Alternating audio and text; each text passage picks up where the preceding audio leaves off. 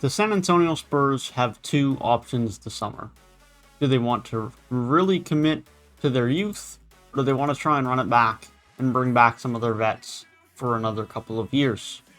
And the Spurs have kind of been in that crossroads for the last couple of years. They had DeRozan and Aldridge on the team, of course. They had to decide what they wanted to do with them. They could have traded them away. They had Rudy Gay. They had Patty Mills. They had some of these vets on the team, and they could have decided to trade them away. And there's been talks for the last 2 years now. Did they trade them at the deadline? Did they trade them in the offseason? Never happened. They did, of course, then buy out Aldridge or have an agreement for him to leave, and he then joined the Brooklyn Nets before he, of course, ended up retiring. But no one else is left. Rudy Gay, Patty Mills, DeMar Derozan, all still on the roster, as well as Georgie Deng. And all four of these veterans, all of the four and only four 30-plus aged players on the San Antonio Spurs are set to be free agents in this upcoming offseason. And so this is really the summer where the Spurs are going to fully decide if they still want to commit to a couple more years with these vets, or if they will fully want to push it over onto the youth. Do they really want to give the reins to Derek White, DeJounte Murray, and Lonnie Walker? Keldon Johnson can be included in that group as well, and Devin Vassell if he continues to develop.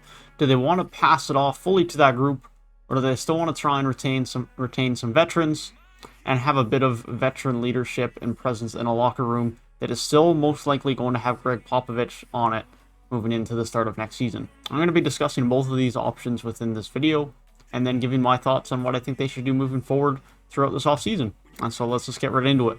We're going to start off with DeMar Derozan, no buts, ands, ifs about it. He obviously is the most impactful player on this team currently, and if they resign him, and is also the most impactful and important part of their offseason this summer.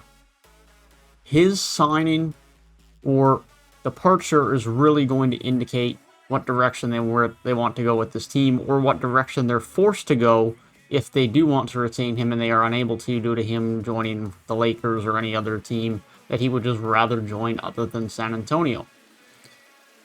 And so DeRozan is currently making $27.7 million in this past season. His range for his value and what salary he's going to get this summer is a bit unknown and unclear.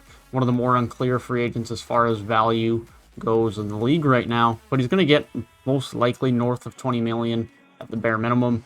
He can shoot the ball at an elite level from mid-range, as everyone knows at this point. He can get to the free throw line very well as a good finisher at the rim.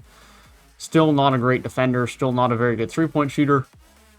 But he offers you a lot on the offensive end, there's no doubt about it. And his playmaking has developed to a rate where he can be a very good primary ball handler and playmaker on a team. There's no doubt about that either. And so, why I say DeRozan really indicates what direction San Antonio are going to go in moving forward, whether it's the direction they choose or the direction they're forced to go, is even if they do keep Rudy Gay, Patty Mills, Georgie Deng, they bring back the other three 30-plus age guys on this team, those guys aren't the difference between them really committing to the youth or still trying to run it back and keep the veterans to be that extra bit competitive, because Rudy Gay, Patty Mills, Georgie Deng, none of those are your number one guy in the team. None of those guys are even realistically starters, although Rudy Gay could slide into the starting lineup if DeRozan does leave. I'd find it unlikely. But none of those guys are going to be your core pieces, even if they do bring them back on one-year deals, two-year deals. They're just going to be good complementary bench pieces that are going to give a good impact off the bench, no doubt about it, especially Mills and Rudy Gay. They can give you good veteran leadership, good veteran presence, someone that knows the system, especially in Patty Mills, and knows Greg Pop very well.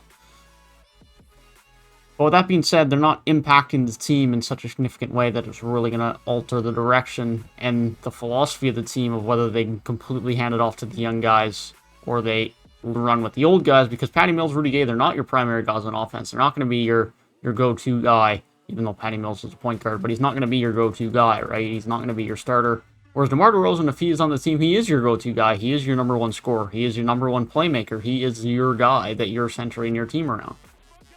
And so what happens with DeRozan is really going to decide what they do moving forward. And so let's say they run it back. Let's say they get DeMar Derozan back, they bring back Rudy Gay, Patty Mills, Georgie Deng all on one-year deals. And DeRozan's probably going to be a 2 or 3 year deal at bare minimum. He's 31 years of age. I think 3, if not a 4-year deal, is probably what he'll be looking for and what he'll get. And if this Spurs don't offer that, he's simply just not going to stay. So they run it back. They have DeMar Derozan. They still have DeJounte Murray. They bring back Rudy Gay, Patty Mills to play out the bench. Trey Lyles remains to be seen what they do with him. He's the only sub 30-year-old free agent that they have to deal with this summer outside of Keita Bates-Diop and Quindaria Weatherspoon, who I don't think they're overly motivated to keep. Maybe they'll keep them on two-way contracts, but they're not overly important in this discussion. And so if they bring all the guys back, you're looking at DeRozan still can be a starter for you, DeJounte Murray. You still have Jacopo who can run the 5. You still have Derek White who can come back. You have Lonnie Walker. And you have Eubanks who can come off the bench for you. You'll have Keldon Johnson in there. Lucas Manich will still be there. Devin Vassell will be another year in his development. There's a lot of good depth and good quality on this team. A lot of good quality NBA players. DeMar DeRozan's still your number one guy. DeJounte Murray, who continued to improve a lot on the offensive end last year, can hopefully step into a bit of a bigger and more significant role off of DeRozan next year. It can be a bit more impactful on the offensive side. We already know he's an elite defensive guard, and if he can continue to improve on the offensive end, then that's just going to lead to some very significant improvements and benefits to the San Antonio Spurs team moving forward. And so they run it back. I still don't think they're anything great. They're probably not going to improve other than internal improvement from this team compared to how they were this past season. And so they're probably, again, a team that's pushing within the play-in games for that 7 and 8 spot. I don't think they're any better than that. I don't think they're any worse than that. I think that's kind of the Spurs team that we would expect to see moving into next year if they run it back. Option number 2. DeRozan, they let leave, or he ends up leaving and he simply doesn't want to come back to San Antonio. And then from there, you can argue, does Rudy Gay, Patty Mills, Georgie Deng stay? I'm not going to worry about that too much in this scenario because I don't think it's too much of an impact as far as the direction of this team goes immediately or in the long term. So the main piece is DeRozan leaves. What happens to the other guys? Fairly irrelevant in this discussion, for me at least. And so then DeJounte Murray gets handed the keys to the offense. At least that's my opinion. I think he's your guy. I think he's the most valuable piece as far as the future goes. And you could argue Derek White should be that guy. But I think Derek White's more of an off-ball guy. I think he's more of a shooter.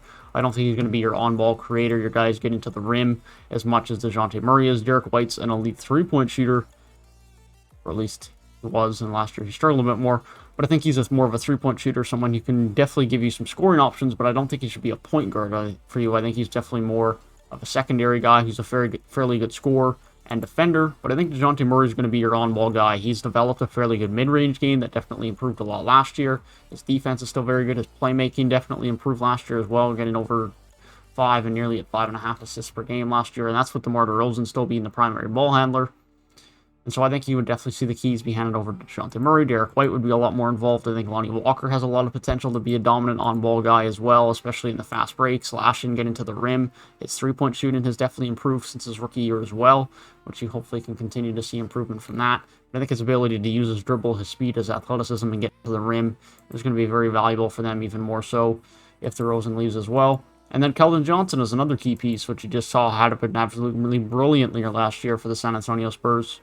Three-point shot, still a work in progress, but he's trying to improve it and be a bit more involved with his three-point shot. He hasn't been hesitant to shoot it, which is positive for a young player, even when they're not making their shots. But he looks to be quite valuable defensively. He can have a bit of versatility on that end. And I think he can really be someone who can develop into a fairly good defender. He's a bit undersized for his position, but I think his physicality, his size from a strength standpoint can be quite valuable in certain matchups.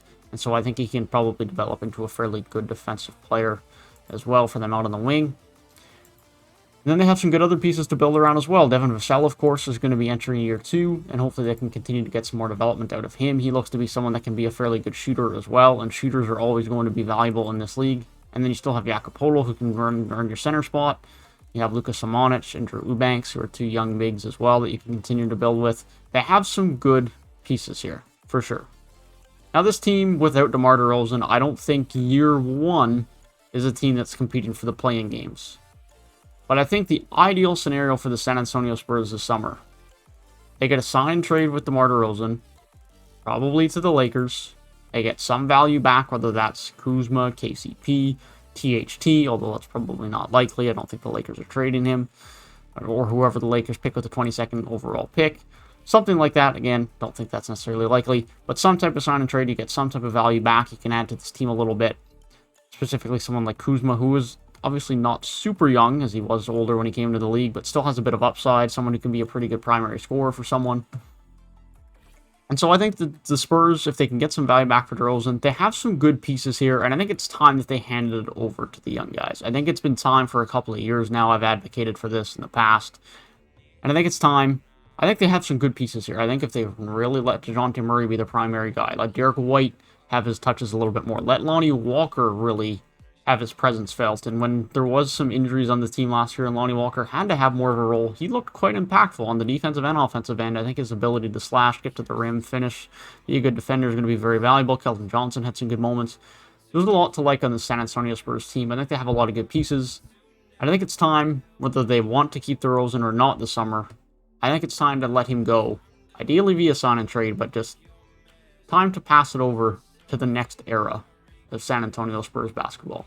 They had the greatness of Duncan, Ginobili, and Parker. They had the era of DeRozan and Aldridge, and I think it's time to move past and now welcome the era of DeJounte Murray, Derek White, and Lonnie Walker with Keldon Johnson. Who the stars of that group are, we don't know yet, but I don't doubt that there could be a couple, and especially in DeJounte Murray. But that's my thoughts on the San Antonio Spurs team moving into this offseason. Let me know your thoughts down in the comment section down below, and feel free to like and subscribe if you did enjoy the video. Let me know which offseason preview you would like to see next. I will be doing offseason previews and have been doing offseason previews for every team in the NBA. I have now done one for every team that has not made it to the NBA playoffs, and so if that is something you're interested in checking out, then be sure to check out my NBA What's Next playlist 2021 video, or playlist, pardon me. There'll be videos there for every offseason preview for teams that did not make the playoffs, and I will be continuing on later today or tomorrow with all of the playoff teams. If that's something you're interested in, be sure to check it out. Be sure to check out the links in the link tree in my description if you want to check me out anywhere else. With that being said, I hope you guys have a great rest of your day. Enjoy the video, and I'll see you guys in the next one.